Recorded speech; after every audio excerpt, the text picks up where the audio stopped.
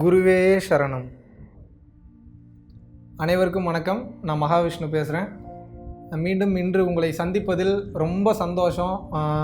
நம்மளோட மோட்டிவேட்டர் மகாவிஷ்ணு அப்படின்ற இந்த யூடியூப் சேனல் மூலிமா உங்களை சந்திப்பதில் மிக்க மகிழ்ச்சி. எதிர்பார்க்காத அளவில் பார்த்திங்கன்னா நம்மளோட சேனலுக்கு வரவேற்பு கிடச்சிருக்கு. நிறைய சப்ஸ்கிரைபர்ஸ் ஜாஸ்தியாக இருக்குது, நிறைய லைக்ஸ் ஜாஸ்தியாக இருக்குது, நிறைய கமெண்ட்ஸ் பண்ணியிருக்கீங்க. இதுலேருந்து என்னால் நல்ல ஒரு விஷயத்தை புரிஞ்சுக்க முடியுது.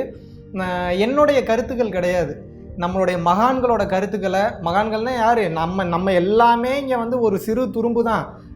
எதுவுமே எனக்கு தெரியாது, எதுவுமே நான் கற்றுக்கல. வேண்டத்தக்கது அறிவோய் நீ, வேண்ட முழுதும் தருவோய் நீ. எனக்கு என்ன தேவையோ அதை அவன் கொடுக்குறான், எனக்கு என்ன வேணுமோ அதை அவன் பார்த்துக்கிறான். எல்லாமே அங்கேருந்து தான் இறங்குது, இங்கே ஒன்றுமே கிடையாது. நான் வெறும் ஒரு சாதாரண டூல் தான். அப்போது அந்த மகான்களோட வார்த்தைகளுக்கு, அவங்களுடைய விஷயங்களுக்கு, அவங்க மூலிமா எனக்குள்ளே எழுந்த ஒரு சித்தாந்தமான ஒரு சில விஷயங்களுக்கு வரவேற்பு கிடைச்சதில் ரொம்ப ரொம்ப சந்தோஷப்படுறேன். ஸோ உங்களுடைய கண்டினியூவான சப்போர்ட்டுக்கு ரொம்ப ரொம்ப நன்றி. உங்களுடைய சப்போர்ட் மேலும் தொடரணும். இன்னைக்கு நம்ம பார்க்கக்கூடிய டாபிக் என்னன்னு பார்த்தீங்கன்னா, உலக மாயை அப்படின்னு சொல்கிறாங்களே. மாயை மாயை மாயைன்றாங்களே. மாயைனா என்னங்க? ரஜினி சார் கூட ஒரு படத்தில் ஒரு பாட்டு வரும், மாயா மாயா சாயா சாயா எல்லாம் மாயான்னு சொல்லிட்டு ஒரு சாங் வரும் அந்த பாபா படத்தில். அந்த மாயைனா என்ன? எல்லாத்துக்குமே ஒரு டவுட் இருக்கும். புரிதலை பொறுத்து ஒவ்வொருத்தங்களுக்கு தகுந்த மாதிரியான விளக்கங்கள் மாறும். ஒரு எக்ஸாம்பிள் சொல்லணும் அப்படின்னு கேட்டிங்கன்னா, பொருள் ஒன்று தான், அதை நம்ம பார்க்கக்கூடிய கண்ணோட்டத்தை பொறுத்து தான் அந்த பொருளுக்கு உண்டான பெயர் மாறும். ஃபார் அன் எக்ஸாம்பிள், இப்போ தண்ணின்றது ஒன்று தான். தமிழ்நாட்டில் தண்ணி, ஹிந்தியில் பானி, தெலுங்கில் போயிட்டிங்கன்னா நீல், இந்த மாதிரி இங்கிலீஷில் போயிட்டிங்கன்னா வாட்டர். இந்த மாதிரி பேர் வேறு வேறு தான், கண்டென்ட் ஒன்று தானே. தண்ணின்றது தண்ணி தான். அதே மாதிரி தான் காணும் பொருளெல்லாம் கடவுள் மயமே அப்படிமா யார்? பக்தன் சொல்லுவான். சார் காணும் பொருள்லாம் கடவுள் தான் சார் அப்படிமா யார்? பக்தன் சொல்கிறான். இன்னொருத்தர் என்ன சொல்கிறான்? காணும் பொருளெல்லாம் அணுக்களின் சேர்க்கையே அப்படிங்கிறான். அது யார் சொல்கிறது? ஆராய்ச்சியாளன் சொல்கிறான். அவன் காணும் பொருளெல்லாம் கடவுள் மயமேங்கிறான். இவன் என்னடானா காணும் பொருளெல்லாம் அணுக்களின் சேர்க்கையே அப்படிங்கிறான். சரி, ஓகே, சூப்பரு. ஆராய்ச்சியாளன் சொல்கிறான் காணும் பொருளெல்லாம் காண்பவன் அறிவிலே அப்படிங்கிறான் ஒருத்தன். அவன் யார்? அறிவாளி சொல்கிறான். அறிவாளி என்ன சொல்கிறான்? காணும் பொருள்லாம் காண்பவன் அறிவில் தான் சார் இருக்குது அப்படிங்கிறான். இன்னொருத்தன் என்ன சொல்கிறான்? காண முற்பட்டவன் கடவுளே ஆனானே அப்படிங்கிறாங்க. அப்போ என்னன்னா, பொருள் ஒன்று தான். உங்களுடைய அறிவிற்கு தகுந்த மாதிரி, உங்களுடைய புரிதலுக்கு தகுந்த மாதிரி, அந்த அண்டர்ஸ்டாண்டிங் லெவலுக்கு தகுந்த மாதிரி அதுக்குனுடைய பேரும் தன்மையும் வடிவமும் மாறுபடுது. மற்றபடி மேட்ருன்றது ஒன்று தான். இதை பரஞ்சோதி மகானையா ஞானவள்ளல் பரஞ்சோதி மகானையா சொன்னது. இப்போ நான் சொன்ன காணும் பொருள் எல்லாம் கடவுள் மயமே இந்த மேட்ரு. ஸோ அவர் என்ன சொல்ல வராரு அப்படின்னா, பொருள் ஒன்று தான், நம்ம பார்க்குற விஷயந்தான் வேறு. இப்போ நம்ம ஜென்ரலான டாபிக் இது உங்களுக்கு புரிஞ்சிருச்சுன்னா இதுக்குள்ளே போகிறதுக்கு கொஞ்சம் ஈஸியாக இருக்கும். ஏன் உலகத்தை ஒரு மாயைன்றாங்க? மாயைனா என்ன? இல்லூஷன் அப்படிம்பாங்க இங்கிலீஷில். இல்லூஷன்னா என்ன? ஒரு பொய். இல்லூஷன்னாவே பொய், எல்லாமே பொய். அது எப்படி சார்? நான் ஒரு பொருளை பார்க்குறேன், போய் அதை தொடுறேன், அதை ஃபீல் பண்ணுறேன், எப்படி சார் இந்த பொருள் பொய்யாக இருக்கும் அப்படின்றாங்க. இன்னும் சில மகான்கள்லாம் என்ன சொல்கிறாங்க? நம்ம வாழ்கிற வாழ்க்கையே கனவு தாங்க, நம்ம கனவுல வாழ்ந்துட்டுருக்கோம். எப்படி நம்ம தூங்கி எந்திரிச்ச உடனே கனவு வந்தோடனே ஆஹா கனவுலேருந்து எந்திரிச்சிட்டோன்னு ஒரு ஃபீல் வருதோ, அந்த கனவுல நம்ம வாழும்போது கனவு ஃபுல்லாகவே ரியாலிட்டியில் இருக்கிற மாதிரியே இருக்கும். இன்ஃபேக்ட் பார்த்திங்கன்னா உண்மையில் நடக்கிறத விட கனவுல நடக்கிறது ரொம்ப ரியலிஸ்டிக்காக இருக்கும். அப்போ என்ன அப்படின்னா, அந்த கனவுலேருந்து முழிச்சோன்னே நான் கனவுலேருந்து முழிச்சிட்டேன்ற ஒரு தெளிவுக்கு வர மாதிரி மனிதன் இப்போ வாழ்ந்துட்டு இருக்கிறது, இந்த வாழ்க்கையை எல்லாமே ஒரு மாயைன்றாங்க, ஒரு கனவுன்றாங்க. இதிலேருந்து அந்த ஞான விழிப்பு அப்படின்னு சொல்லுவாங்க. அந்த ஞான விழிப்பு அப்படின்றது உங்களுக்கு ஓப்பன் ஆகிடுச்சு அப்படின்னா அந்த ஈகோன்றது உடஞ்சிரும். ஈகோன்றது உடையும் போது இந்த உலக மாயைன்ற அந்த உலக மாயை திரை விலகிரும். அந்த திரை விலகும் போது இருக்கிற மாதிரி உங்களுக்கு தெரிய ஆரம்பிக்கும். அப்போ இந்த உலக மாயைன்றது என்ன? அதை தான் இப்போ இன்றைக்கி நம்ம பார்க்க போகிறோம். உலக மாயைனா என்னென்னா, நிலையற்ற தன்மை. இந்த உலகத்தில் இருக்கக்கூடிய எல்லா மாயையும் நீங்கள் பார்த்து உங்கள் மனதோட தொடர்பு படுத்தி தான் நீங்கள் கண்டுபிடிக்கிறீங்க. ஒரு எக்ஸாம்பிளுக்கு, இப்போ நீங்கள் நைட்டு நல்லா தூங்கிட்டு இருக்கீங்கன்னு வைக்கிங்க. ஒரு 3 மணிக்கு உங்களை நான் எழுப்பி டக்குன்னு உங்களுக்கு பிடிச்ச ஜிலேபியோ இதில் ஒரு லட்டோ கொடுத்து நல்லா சாப்பிடுங்கன்னு ஒரு 1/2 கிலோ கொடுத்தா கூட நீங்கள் நல்லா சாப்பிட்றீங்க. காலையில் முழிச்சு பார்த்தோன்னு நீங்கள் என்ன கேட்பீங்கன்னு நினைக்கிறீங்க? ஏதோ சாப்பிட்டேன், என்ன சாப்பிட்டேன்னு தெரில அப்படிம்பீங்க. அப்படி இல்லாட்டினா உங்கள் அம்மாட்ட நீங்கள் என்ன கேட்பீங்க? அம்மா ஏதோ ஜிலேபிலாம் வாங்கிட்டு வந்திருக்குன்னு சொன்னீங்க, எடுத்துகிட்டு வந்து கொடுமா, எனக்கு பசிக்குது அப்படிம்பீங்க. உங்கள் அம்மா என்ன சொல்லுவாங்க? உடனே நைட்டு தான்டா சாப்பிட்டது கூட உனக்கு ஞாபகம் இல்லையா அப்படிம்பாங்க. இதுக்கு என்ன அர்த்தம்? இதில் என்ன நீங்கள் புரிஞ்சுக்கணுன்னா, நீங்கள் தூக்கத்துலேருந்து விழிப்பு நிலைக்கு வரும்போது உங்கள் மனசு இன்னும் முழுசாக ஓப்பன் ஆகலை, இன்னும் அந்த தூக்க நிலை அப்படின்றதுல தான் இருக்கீங்க. தூக்க நிலைக்கு விழிப்பு நிலைக்கு இடைப்பட்ட நிலையில் தான் இருக்கீங்க. அப்போ என்ன ஆகுதுன்னா, நீங்கள் சாப்பிடும்போது அந்த சாப்பிட்றோன்ற அந்த ஒரு விஷயம் உங்கள் எண்ணங்களில் போய் பதியறது இல்லை. அப்போ பதியாததுனால அப்படி ஒரு விஷயம் நடக்காத மாதிரி இருக்குது உங்களுக்கு. புரியுதா உங்களுக்கு? ஸோ இதுதான் இந்த உலகத்தை நம்ம மனசோட தொடர்பு படுத்தி தான். மனம் இல்லை அப்படின்னா அப்படியே நின்றுவோம். நம்ம 24 ஹவர்ஸில் 10 நாள் 100 வருஷனால அப்படியே நின்றுவோம். மனம் என்பது அழிஞ்சிருச்சுன்னா நம்ம மனோ நாசம் மனோ லயம் அந்த லெவலுக்குலாம் நம்ம போகவே வேண்டாம். உங்களுக்கு தெரிஞ்சுக்க வேண்டியது என்னென்னா, இப்போது மாயை, இந்த மாயை எப்படின்னா, இந்த மனிதன் ஒவ்வொரு விஷயத்தையும் தொட்டு பார்த்து மனதோட கனெக்ட் பண்ணி எண்ண பதிகளோட கனெக்ட் பண்ணி இது இருக்குங்கிறான். இந்த மனம்ன்றது இல்லாமல் போயிடுச்சு அப்படின்னா இந்த பொருள் பார்த்தீங்கன்னாலும் அது ஒரு பொம்மை மாதிரி தெரியும். மனம் இல்லைன்னா இப்போ ஒரு செவுரை பார்க்குறீங்க அப்படின்னா அது செவுறு மாதிரியே தெரியாது உங்களுக்கு. அது ஏதோ ஒன்று இருக்குது அப்படின்ற மாதிரி தான் இருக்குமே தவிர அதை பற்றின புரிதல் இருக்காது. அப்போ அந்த மனம் என்ற திரை விலக விலக விலக விலக மாயை அப்படின்ற திரை விலகிக்கிட்டே வரும்.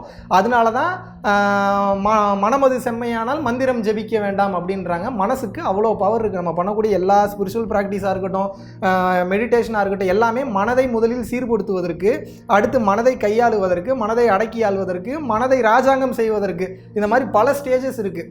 நம்ம அவ்வளோ டீப்பாக போகலனாலும் இந்த உலகம் மாயையானது. இந்த மாயை எப்படி இருக்குன்னா, நீங்கள் இன்னும் இது மனதை சம்மந்தப்படுத்தி மாயைன்றேன். இன்னும் உங்களுக்கு டீப்பான மாயை, ஆக்சுவல் லைஃப்பில் நடக்கக்கூடிய மாயை சொல்லணும் அப்படின்னா, வாயில் பேசுகிறது ஒரு வார்த்தையாக இருக்கும், ஆனால் மனசுக்குள்ளே நினைக்கிற ஒரு வார்த்தையாக இருக்கும். ஒரு எக்ஸாம்பிளுக்கு, புதுசாக கல்யாணம் ஆகிருக்கு, ஹனிமூன் போகணுன்னு ஆசைப்படுறீங்க. உங்கள் புருஷன் உங்களுக்கு ஃப்ரான்ஸ் போகணுன்னு ஆசை. உங்கள் புருஷன் அவ்வளோக்கெல்லாம் காசு இல்லாமா நம்ம என்ன பண்ணுறோம், ஊட்டி கொடைக்கானல் போயிட்டு வரலான்னு சொல்கிறாருன்னா அதெல்லாம் போயிட்டு வரலாங்க நீங்க. ஆனால் உங்கள் மனசு என்ன சொல்லும், நான் வேறு யாராவது கல்யாணம் பண்ணியிருந்தா நான் ஃப்ரான்ஸுக்கே போயிருக்கலாம், இல்லை நம்ம சம்பாதிச்சிருந்தா ஃப்ரான்ஸுக்கு போயிருக்கலாம். உங்கள் மனசுக்கு ஒரு கான்ஃப்ளிக்ட் வருதுல்ல, அந்த முரண்பாடு. இந்த முரண்பாடை நீங்கள் ஃபேஸ் பண்ணி தான் உங்கள் வாழ்க்கையை வாழ்ந்துக்கிட்டே இருக்கீங்க. அப்போ என்ன, நம்ம நினைக்கிறது ஒன்று, ஆனால் நம்ம ரியாக்ட் பண்ணுறது ஒன்று. நம்ம யோசிக்கிறது ஒன்று, ஆனால் அதுக்கு அப்படியே ஆப்போசிட்டாக நம்மளுடைய செயல்கள் நடக்கிறது. இதனால தான் நம்மளோட வாழ்க்கையில் ஒரு உண்மை இல்லாத தன்மைன்றது கடைசி வரைக்குமே இருக்கும். இன்னும் நிறையா கூட உங்களுக்கு எக்ஸாம்பிள் சொல்லாமல், பக்கத்து வீட்டுக்காரன்னு நமக்கு சுத்தமாக பிடிக்காது. எப்படிங்க, நல்லா இருக்குங்க, நீங்கள் நல்லா இருக்கணும் தான் நானும் நினைக்கிறேன், ஆனால் மனசுக்குள்ளே அப்படியே நினைப்போம். அவன் பண்ணுற நெகட்டிவான விஷயங்கள், அவன் பேசுகிற வேலை, அவனோட திங்கிங், தாட் ப்ராசஸ்லாம் பார்த்தீங்கன்னா 2 அடி அடிச்சிடலாம் போலலாம் நமக்கு தோணும். ஆக மொத்தம் இந்த வாழ்க்கையே அந்த மாதிரி ஒரு பொய்யான ஒரு கோர்வையில் தான் போயிட்டுருக்கு. அதனால தான் உண்மையை தேடி போகணுன்றவங்களோட ட்ராவல் பார்த்தீங்க அப்படின்னா, உண்மையை பிடிச்சிக்கிட்டாங்கன்னா அதை விடாமல் பிடிச்சிப்பாங்க. அந்த உண்மைன்றது என்ன, ஒன்றுமற்ற தன்மை இருக்கிறது ஒன்றே ஒன்று தான். அது என்ன, எக்ஸிஸ்டன்ஸ் அப்படிம்பாங்க இங்கிலீஷில், தமிழில் இருப்பு நிலை. அது ஒன்று மட்டும்தான் இருக்குது, வேறு எதுவுமே இல்லை. அதுன்றது எது, நம்ம உடம்புக்குள்ளே ஊனாகவும் உயிராகவும் செல்ஸாகவும் ஆட்டம்ஸாகவும் புரோட்டான் எலக்ட்ரான் நியூட்ராகவும் சக்தியாகவும் இணைஞ்சிருக்கு பார்த்தீங்களா இந்த செல்களின் சேர்க்கை, இந்த ஆட்டம்ஸோட சேர்க்கை. இது இறைவன் வச்சுக்கலாம், இயற்கைன்னு வச்சுக்கலாம், இல்லை பார்த்தீங்கன்னா எது வேணாலும் வச்சுக்கலாம். நீங்கள் பேர் எது வச்சிங்கனாலும் கான்செப்ட் ஒன்று தான், எல்லாமே ஒன்று தான். இங்கே கலரு ஷேப்பு ஆல்ரெடி நான் சொன்ன மாதிரி இது மட்டும்தான் இங்கே மாறி இருக்குது. அப்போது இந்த உலகத்தில் இன்னும் நம்ம ஏன் இதை இன்னும் மாயைன்றோம், ஏன் இல்யூஷன்றோன்னா, இந்த உலகத்தில் நம்ம பிறக்கும்போது நமக்கு பேர் கிடையாது, நம்மளோட தாட் ப்ராசஸ் கிடையாது, எதுவுமே நமக்கு கிடையாது. நம்ம ஒரு ஜீரோவாக தான் நம்ம இங்கே பிறக்கிறோம். ஆனால் நீங்கள் பிறந்தோடனே நமக்கு ஒரு பேர் வைக்கிறாங்க, இந்த வீட்டில் தான் இருக்கணுன்றாங்க, இந்த ஸ்கூலுக்கு தான் போகணுன்றாங்க, மகாவிஷ்ணுன்றவன் இந்த கேரக்டரில் தான் இருப்பான், இப்படி தான் வளருவான் அப்படின்ற மாதிரி இந்த வெளி சூழ்நிலையை பார்த்து நமக்குன்னு ஒரு சில கேரக்டரை க்ரியேட் பண்ணிக்கிறோம். இந்த கேரக்டர் தான் நான் சொல்லி அந்த கேரக்டருக்காகவே வாழ ஆரம்பிக்கிறோம். அப்போ என்ன நடக்குதுன்னா, நமக்கு வேணுங்கிற சந்தோஷத்தை விட்டுட்டு நான் இதைத்தான் பண்ணணும்னு போகும்போது அந்த வேலையை முடிக்கிறீங்களே தவிர, இந்த ட்ராவலுக்குள்ளே, இந்த வாழ்க்கை ட்ராவலில் பார்த்தீங்கன்னா உண்மையை இழந்துடுறீங்க. நீங்கள் உண்மையை இழக்கிறது மட்டும் இல்லாமல் கஷ்டங்களை நிறையா சேர்த்துக்கிறீங்க. அதனால தான் வாழ்க்கையில் சந்தோஷமாக இருக்கிறது எப்படின்றது ஒரு சின்ன ஒரு விஷயத்தில் முன்னாடியே ஒரு வீடியோவில் சொல்லியிருந்தேன். இன்னும் கிளியராக சொல்லணுன்னா, இந்த மாயை என்பது எல்லாத்துலேயுமே பொய்யாக மட்டும்தான் இருக்கும். எல்லாமே பொய் தான், உண்மைன்றது எதுவுமே கிடையாது. ஏன் அப்படின்னு கேட்டிங்கன்னா, ஆசாசியாக லவ் பண்ணி ஒருத்தனை கல்யாணம் பண்ணியிருப்பீங்க.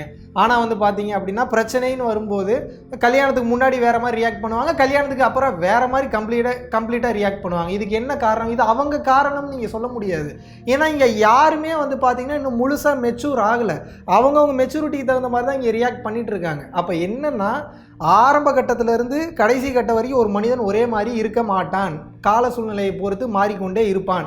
அப்போ என்ன, ஒரு மனிதனுடைய எண்ணம் நிலையற்றது, ஒரு மனிதனுடைய தாட்ஸ் நிலையற்றது, அவனுடைய செயல்பாடுகள் நிலையற்றது, அவனுடைய ஐடியாஸ், பிளான்ஸ், கேரக்டர், ஆட்டிடியூடு எதுவுமே நிலையானது கிடையாது. எல்லாமே மாறிக்கிட்டு இருக்கிறப்போ நேற்று வந்து பார்த்தீங்கன்னா எவரெஸ்ட் சிகரம் நல்லா இருந்தது, இன்னைக்கு கொஞ்சம் பனிப்பாறை உருகிருச்சு, அண்டார்டிகாவில் கொஞ்சம் பனிப்பாறை உருகிருச்சு, ஓசோன் லேயரில் ஓட்டை விழுந்துருச்சு. அப்போ நேற்று இருந்த உலகம் இன்னைக்கு இருக்கா? கிடையாது. உலகம் மாறிக்கிட்டே இருக்கு. அப்போ நிலையற்றது இந்த உலகம். நிலையற்ற இந்த உலகில் நமது கஷ்டங்களும் கவலைகளும் மட்டும் எப்படி நிலையாகும்? இதுவும் நிலையற்றது தான், இதுவும் கடந்து போகுன்ற மாதிரி வாழ்க்கையில் எல்லாம் கடந்து போயிட்டே தான் இருக்கும். எதுவுமே நிலையற்றது, நிலையானது ஒன்றே ஒன்று தான், தி எக்ஸிஸ்டன்ஸ். அது நீங்கள் எந்த பேர் வச்சுக்கிட்டீங்கனாலும் சரி, உங்களுடைய விருப்பம். இருப்பது ஒன்றே ஒன்று தான். இதனால தான் மற்ற எல்லாத்தையும் இந்த உலகத்தை மாயைன்றாங்க. இந்த மாயைன்ற கண்ணாடி திரையிலிருந்து விலகிறதுக்காக தான் ஸ்பிரிச்சுவல் லெவலில் விபாசனான்ற பயிற்சி இருக்குது. இன்னும் சித்த வித்தை சொல்லித்தராங்க, கிரியா யோகம் சொல்லித்தராங்க, வாசி யோகம் சொல்லித்தராங்க. இன்னும் நிறைய யோக முறைகள்லாம் இருக்குது, ஆத்ம விசாரம்ன்றாங்க. நிறைய டிஃப்ரெண்ட்ஸான விஷயங்கள் எல்லாமே இருந்தாலும் கூட மனிதன் ஒரு தெளிவான புரிதலுக்கு முதல்ல ஒரு விஷயத்தை தெரிஞ்சு வச்சுருக்கணும். புரிகிறது கூட நமக்கு லேட்டாக புரியலாம். தெரிஞ்சு வச்சுக்கிறது என்னென்னா, இந்த உலகம் நிலையானது அல்ல, நிலையற்றது. உலகில் உள்ள மனிதர்களும் நிலையானவர்கள் அல்ல, நிலையற்றவர்கள். நான் இறக்குறத சொல்லலை, அன்னன்னைக்கு வாழ்ந்தா அன்னன்னைக்கு அடுத்தடுத்த கான்செப்டுக்குள்ளே போகிறவனே சொல்கிறேன். அவனே நிலையானவன் கிடையாது. மகாவிஷ்ணுவே இது வரைக்கும் ஒரு இத்தனை வருஷம் நான் வாழ்ந்திருக்கேன், எனக்கு இன்னைக்கு 26 வயசு ஆகுது அப்படின்னா 26 வருஷமும் ஒரே மகாவிஷ்ணு கிடையாது. ஒவ்வொரு வருஷமும் மாறிக்கிட்டே தான் இருக்கிறான். இதுதான் உங்களுக்கும் பார்க்குறவங்களுக்கும் எல்லாத்துக்கும் இதுதான் அப்ளை ஆகும். ஸோ அதனால் இந்த உலகத்தை மாயைன்னு பொதுவாக சொல்கிறாங்க. இன்னும் ஸ்பிரிச்சுவலாக டீட்டெயில்டாக நம்ம ஒரு நாள் பேசும்போது கான்ஷியஸ்னஸ்னால் என்ன, உலக மாயை எப்படியெல்லாம் வரையறுக்கப்படுது, மனிதனுடைய அவனோட திரைகளுக்குள்ளே எத்தனை விதமான திரைகள் இருக்குது, அந்த திரைகளை எப்படி விளக்குறது அப்படின்றத டீட்டெயில்டாக இன்னொரு வீடியோவில் பார்க்கலாம். மீண்டும் ஒரு டிஃப்ரெண்ட்டான ஒரு கான்செப்டோட உங்களை எல்லாம் வந்து சந்திக்கிறேன். Thank you so much. நன்றி, வணக்கம்.